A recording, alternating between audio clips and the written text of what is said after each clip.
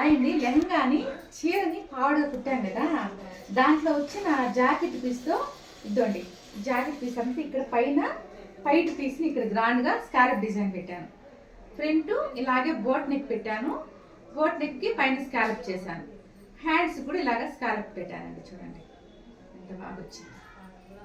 కాకపోతే నేను ఈసారి ఇట్లా కాకుండా స్కేల్ ఒకటి తెచ్చానని చెప్పాను కదా, అది నాకు చాలా బాగా యూస్ అయింది. ఇలాగే వీళ్ళదే ఇంకోటి చెప్పాను కదా, వాళ్ళు రెండు కదా, దీనికైతే సింపుల్గా బోట్ నెక్ పెట్టేశాను. డిజైన్ వచ్చిందని ఈ డిజైన్ సెట్ చేశాను. బ్యాక్ మాత్రం థ్రెడ్ పైపింగ్ ఇచ్చాను.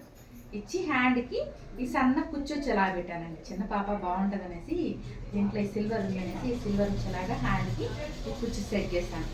మళ్ళీ వచ్చి ఇంకోటి చెప్పాను కదండి లెహంగా వచ్చిందనేసి, దీనికి కూడా ఇదైతే మాత్రం కస్టమరే పర్సనల్గా సెండ్ చేశారు. దీనికి కూడా స్కాలప్ డిజైన్ వచ్చింది. బ్యాక్ వచ్చి స్కాలప్ వచ్చి వేరే కలర్ ఏమన్నారు, ఈ కలర్ పెట్టాను నేను.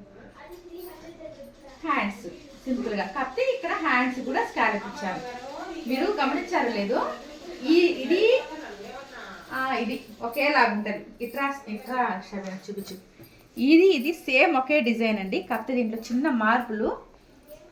ఈ కస్టమర్కి బ్యాక్ ఓపెన్ పెట్టాం, సేమ్ ఒకే డిజైన్.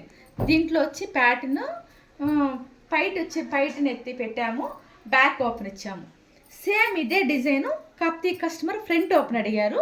ఇదే డిజైన్ వచ్చింది, పైన ఇక్కడ క్లోజ్ వచ్చింది, ఇక్కడ థ్రెడ్స్ వచ్చింది, ఇక్కడ క్లోజ్ వచ్చింది, ఇక్కడ ఊక్లు వచ్చాయి. దీనికి వచ్చి ఫ్రంట్ ఓపెన్ వచ్చింది, దీనికి వచ్చి ఫ్రంట్ క్లోజింగ్ వచ్చింది, అంతే.